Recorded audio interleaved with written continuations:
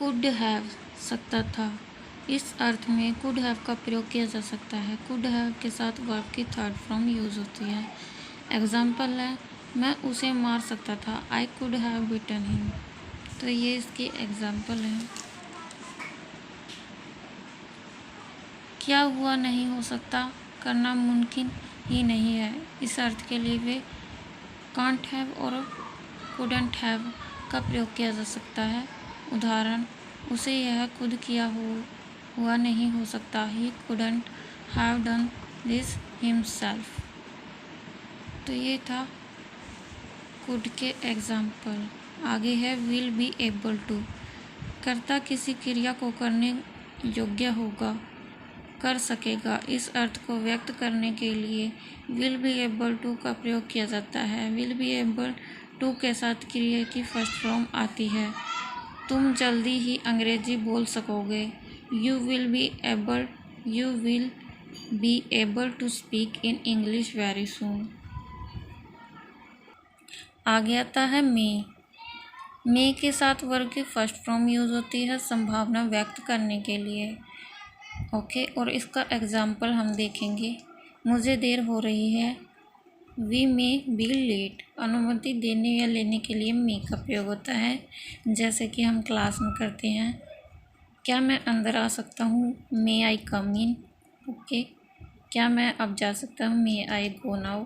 अनुमति व्यक्त करने के लिए वैसे तो मे यह सहायक क्रिया है, लेकिन बोलते समय कई बार अनुमति लेने तथा देने के लिए कैन का अधिक किया जाता है प्रयोग, परंतु औपचारिक सूचनाओं में अक्सर मी का प्रयोग होता है। जैसा है, 10 साल से छोटे बच्चे को इस हॉल में जाने की अनुमति नहीं है।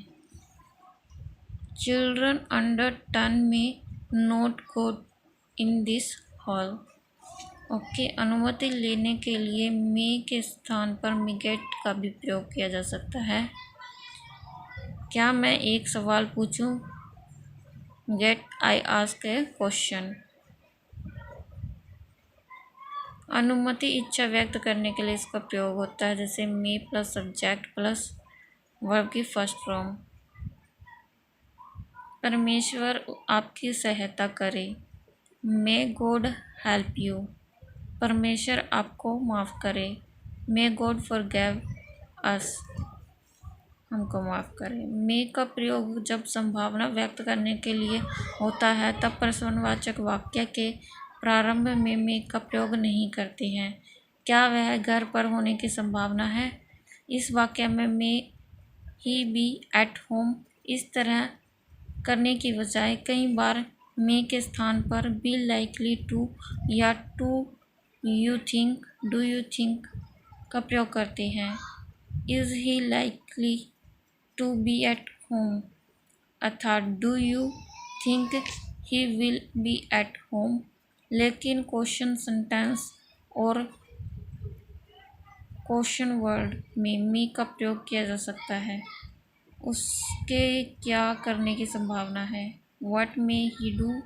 उसके कब आने की संभावना है, व्हेन मे ही कम। मिगेट, कम संभावना व्यक्त करने के लिए मिगेट का यूज होता है वर्ब की फर्स्ट फॉर्म के साथ। वह शायद भूखा होगा, he might be hungry. May have, might have. कोई क्रिया हो चुकी है, यह संभावना व्यक्त करने के लिए, संभावना दर्शाने के लिए मे हैव, मिगेट हैव की वर्ब की थर्ड फॉर्म के साथ यूज होता है। मुझे लगता है उसने यह किया होगा, I think he might have done this. ठीक है, इसके एग्जाम्पल है। अगले लेसन में हम पढ़ेंगे शुड के बारे में। तब तक के लिए प्लीज़ मेरे चैनल को सब्सक्राइब करें, क्योंकि मेरे चैनल को कोई सब्सक्राइब भी नहीं करता।